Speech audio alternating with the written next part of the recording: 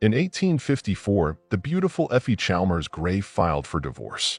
After 6 years of marriage, her husband, a well-known English critic, had never even touched her. Those involved in the case were baffled. How could this be? The lady was lovely, intelligent, educated, and from a respectable family. Effie simply shrugged her shoulders, reluctant to reveal the truth. But John Ruskin had been enamored with Effie for many years. They had met when she was just a girl. The families were well acquainted. John fell in love with Effie when she was 12 and even wrote a fairy tale for her titled The King of the Golden River. He was 9 years her senior, hailing from a well-off merchant family known for their strict morals, while John was also passionate about literature.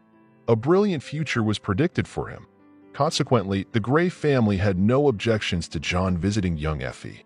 They could hardly wait to marry. Effie had just turned 18 when John led her to the altar. Victorian weddings were marked by exquisite details: horses, white lace gowns, delicate veils, and floral wreaths.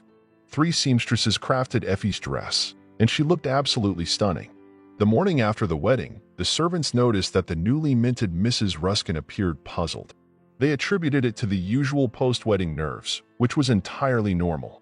Effie wished to be alone while her husband went to visit his artist friends to discuss matters of art. That evening, the newlyweds retreated to their chamber, but soon John left his wife's side. After some time, they traveled to Venice, and upon their return, friends and family noticed that the usually cheerful and lively Effie seemed deeply depressed. Nothing brought her joy. She didn't appreciate a commissioned portrait in which she looked both sad and beautiful. "I just look like a pretty doll," Effie lamented. She increasingly withdrew into herself, while John, in contrast, grew more stern and rigid. 5 years passed, and then Effie came alive again. She met the artist John Everett Millais, a friend of John's, and even served as a model for his painting The Order of Release. To make the work more lifelike, they took a trip to Scotland. The 3 of them went: Ruskin, his wife, and Millais. Not long after, Effie filed for divorce. In the mid-19th century, this was a thunderbolt from a clear sky. Family and friends pleaded with the young lady. "Think it over. Your husband is a brilliant writer.